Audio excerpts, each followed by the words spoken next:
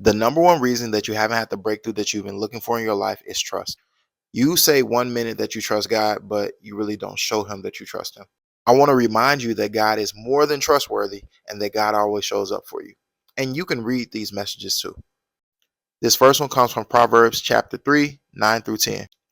Honor the Lord with your wealth, with the first fruits of all your crops. Then your barns will be filled overflowing, and your vats will brim over with new wine. This breaks down the fact that if you invest in ways that honor God, that he will bless you for it.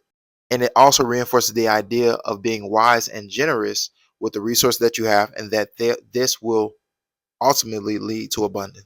All right, this next message is coming from Philippians 4:19. And my God will meet all your needs according to the riches of his glory in Jesus Christ. This is just reaffirming that God will provide you with everything you need, even when you step out into faith. So you want to trust that he will not only meet your needs, but he will also help you prosper. 2 Corinthians 9, 6 through 8. Remember this: whosoever sows sparingly will also reap sparingly, and whosoever sows generously will also reap generously.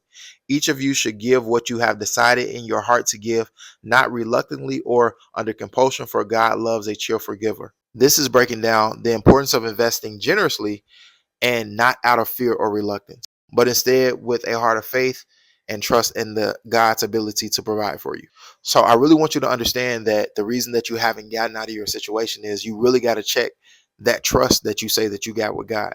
A lot of my business owners that this came across, like, you run a business, but you say you trust God, but you haven't. When's the last time like you really stepped out on faith? And I don't want to hear that, oh, I started my business, so that was me stepping out on faith. Every new level that you want to achieve in your life is going to require a new level or a different version of you. So the version of you that you have, that you are today, that has this version of faith, this ain't enough for this new level that you finna step into. So you have to become a person that has even more faith, and you have to get even closer. These are things that nobody really talks about. And it really bothers me that people love to pick and choose when they want to trust God. If you say that you trust God, just trust him.